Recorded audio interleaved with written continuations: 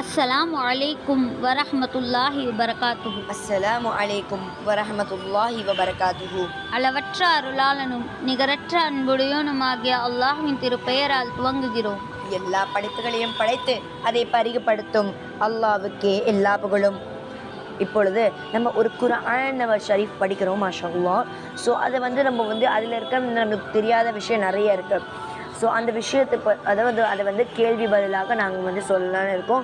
இன்ஷா அல்லாஹ் இந்த வீடியோ உங்களுக்கு ரொம்ப யூஸ்ஃபுல்லாக இருக்கும். அல்லாஹ்வுடைய ஞானத்தை நம்ம அதிகமாக கற்றுக்கொள்ள வேண்டியவங்களாக இருப்போம். இன்ஷா அல்லாஹ் பார்ப்போம். அலிஃப் லாம் ரா தில்க ஆயாத்துல் கிதாபில் முபீன். அஸ்ஸலாமு அலைக்கும் வரஹ்மத்துல்லாஹி வபரகாத்துஹு. அஸ்ஸலாமு அலைக்கும் உஸ்தாத் பி.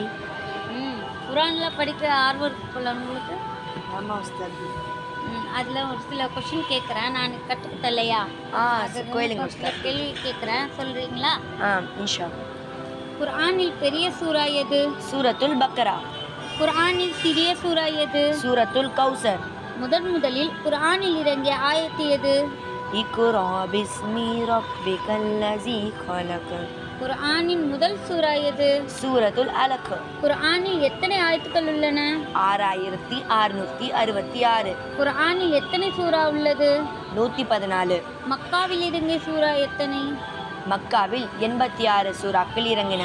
மதீனாவில் இறங்கிய சூறாக்கள் எத்தனை? மதீனாவில் 28 சூறாக்கள் இறங்கின. குர்ஆனில் எத்தனை ஜுஸ்கள் உள்ளன? 30. குர்ஆன் எத்தனை ஆண்டுகளாக இறங்கியது? 24. இது சர்ப்ரைஸ் அவங்களுக்கான. ஓகே, இப்போ இன்னைக்கு உங்களுக்கு உங்ககிட்ட நாங்கள் ஒரு கொஸ்டின் கேட்க போகிறோம். அதற்கான ஆன்சரை நீங்கள் கமெண்ட் பண்ணுங்க. குர்ஆனில் எத்தனை நபிமார்களின் பெயர்கள் கூறப்பட்டுள்ளது? இதை நீங்கள் கமெண்ட்ல சொல்லுங்க. அஸ்ஸலாமு அலைக்கும் வரஹ்மத்துல்லாஹி வபரகாத்துஹு. அஸ்ஸலாமு அலைக்கும் வரஹ்மத்துல்லாஹி வபரகாத்துஹு.